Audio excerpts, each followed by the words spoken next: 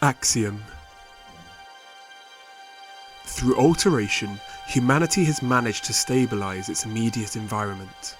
However, this ability is still only available to an elite group. The Axioms strive to make this gift available to all and to share it with all humanity. In their view, the only way to achieve this is to rely on the scientific method and technology that can easily be made available to the whole population. Under its influence, society is experiencing a new industrial revolution in which reason and progress go hand in hand. And the faction doesn't intend to stop there. Part 1. Creators of technological marvels. Artisans, engineers and creators, the Axiom are champions of science in a world that has been profoundly altered and where the laws of physics have been turned upside down. With a keen focus on innovation and progress, they are constantly creating new artifacts and tools with the aim of improving overall quality of life for the human population. To do this, they use their machines and a new energy resource called Kelon, which has properties they can use to create new technological marvels that they seek to make available to everyone. The tumult swept away the traditional convictions of the past. Faced with forces that had no rational explanation, humanity had initially shunned science, which was considered outdated in the new world that had emerged. But through experimentation and innovation, the Axiom have started coming to grips with the universe's new laws of physics. They have now rekindled the deeply held conviction that technology and the scientific method will enable humanity to once more gain mastery over reality.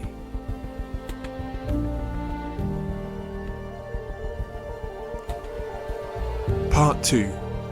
Philosophy. No other faction is as keen on innovation as the Axiom. For these machinists and engineers, researchers and inventors, the world is full of wonders and opportunities to be explored and harnessed. Its members are highly pragmatic. They firmly believe that through progress, whether technical, economic or social, and the achievements of science, humanity will continue to improve its living conditions, so harshly tested by the tumult. This ideology is deeply rooted within the faction, synonymous with hope for the rediscovery of the terra incognita. Unlike the Izmir, who emphasise the abstract and the theoretical, or the Ordis, who consider knowledge as a commodity itself, the Axiom exalt reason and knowledge through the prism of their practical application. But this compulsion to innovate incessantly is not in vain, as the Axiom are well aware that their inventions must meet the needs of human communities. Some surviving tribes, cities, or remote and still unknown enclaves may be struggling every day to subsist in a hostile and dangerous environment. The Axiom hope to find these human colonies and help alleviate the pressures weighing on them, whether by developing pipeline networks or harnessing the new energy source known as Kelon. They contribute to the common good.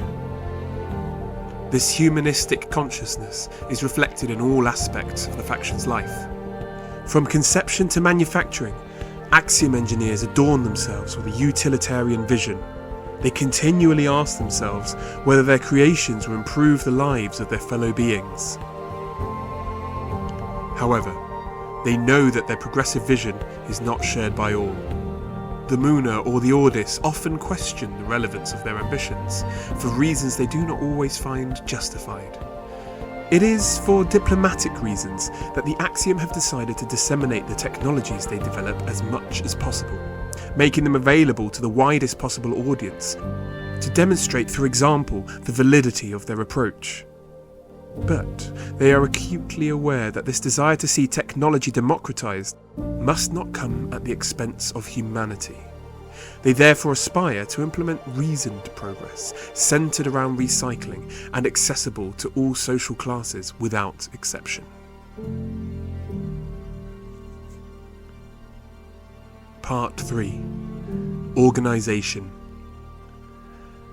The Axiom is a heterogeneous grouping of guilds and corporations of various shapes and forms, which have formed a league to assert their common interests. Each guild is highly hierarchical, with a master at its head overseeing numerous journeymen and apprentices, and focuses on the practice of a type of craftsmanship or industry. The many guilds regularly cooperate to share their mutual expertise and work on major projects involving multiple trades. To exist from a broader perspective, the guilds come together within an assembly where current issues, whether economic, political or social, are shared and legislated.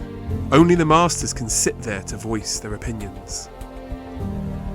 As a recent grouping, the Axiom are aware that they have accumulated a backlog compared to the other factions. Moreover, a small portion of rival alterers still see them with suspicion or hostility. Axiom alterers therefore know that they still have everything to prove, and redouble their efforts to exist as a structure to be reckoned with. But the stars seem aligned to endorse their claims. The exploitation of Kelon puts them in an ideal position to negotiate their final approval, as all factions make use of this indispensable commodity. Part 4. Alteration Style. Constructs. The Axiom do not boast about being alterers. On the contrary, they have made this truth their trademark. Thanks to the constructs they develop, human populations can protect themselves from the ravages of the tumult without requiring the presence of an alterer. This reality is particularly prevalent in areas of the peninsula where mana is still somewhat unstable.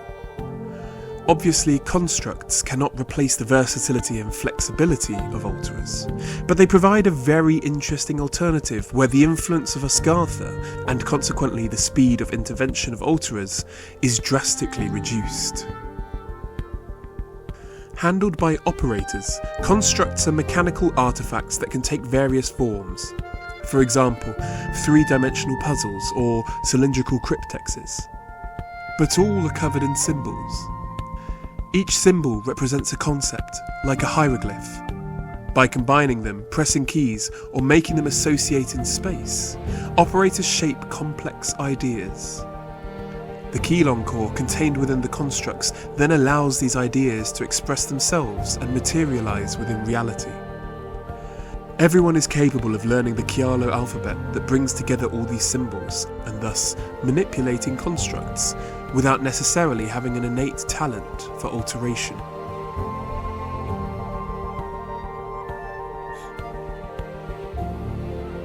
Part 5. Rites and Initiation. Joining the Axiom is relatively straightforward, provided one shows a bit of resourcefulness. The guilds are always on the lookout for apprentices to participate in their various projects or work in their workshops. However, climbing the ranks is another story. When they feel ready, apprentices propose a project to their guild, either on paper or through a prototype, which is then evaluated by a panel of journeymen. If the scheme or prototype catches the attention of the specialists and they deem it worthy of interest, the guild funds the project. But it is only when it is completed that a new panel will convene to examine it and determine whether to promote the apprentice to the rank of journeyman.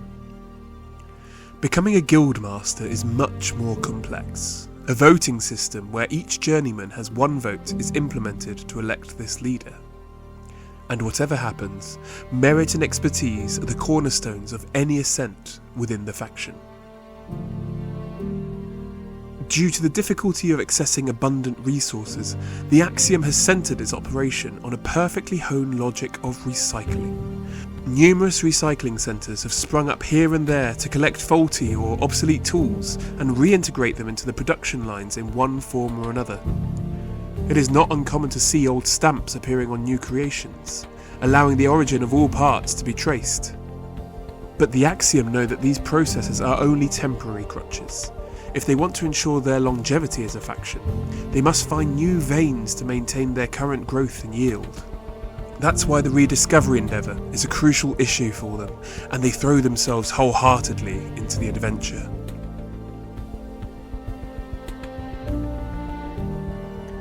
Part 6. Iconic locations. The Foundry.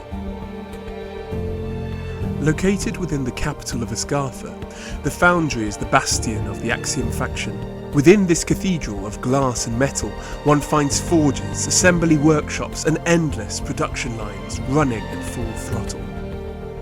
It's a factory in perpetual motion, traversed by iridescent vapours and bursts of crackling sparks. As expected, the din is deafening. The constant clangour of gears and cogs resounds, turning, clapping, whistling and hissing. The shouts of foremen bellowing their directives to the workers. Everything can be glimpsed within the foundry. Machines being assembled, vats where chemical products distill, assembly lines producing a myriad of technological devices destined to be distributed to the masses. Within this industrious clamour, everything is dedicated to craftsmanship and ingenuity. The heat is suffocating. The air tinted red in the glow of flames and molten metals. But the deeper one delves into the bowels of the structure, into its troglodyte part, the more the temperature drops drastically. It's there, deep within the rock, that the faction's gigantic Keylon warehouses are nestled. From floor to ceiling, countless rows of Keylon cylinders are aligned along the white walls, safely ensconced in the cool dimness of these caverns, like a treasure jealously guarded. The Athanor. More than the foundry, it is primarily the Athanor that is the architectural jewel of the Axiom. This grandiose structure, all glass and metal girders, is nestled within a deep crater located at the summit of the rocky edifice. Numerous walkways and manufacturing platforms are connected by a network of communication tubes and forklifts. The Athanor has direct access to the Altaport, with a marshalling yard and a dozen railway tracks. The trains circulating there transport the numerous machines to the aerostats charged with disseminating them throughout the peninsula. At its centre pulses the Nexus, a sphere of concentrated Keylon floating in the air and powering all the equipment of the Athanor. It is near this energy core that constructs are created. But the Athanor is not only dedicated to these artefacts, it is also where new phenomena that have disrupted reality are studied. Botanists analyse plants tinted by the tumult. Naturalists observe new animal species. Physicists examine Keylon or the way gravity or time have been affected by the confluence. The Axiom accept the world as it is presented to them, without any value judgment. Humanity's goal should not be a step backwards, but stabilisation and, by extension, the taming of the existing.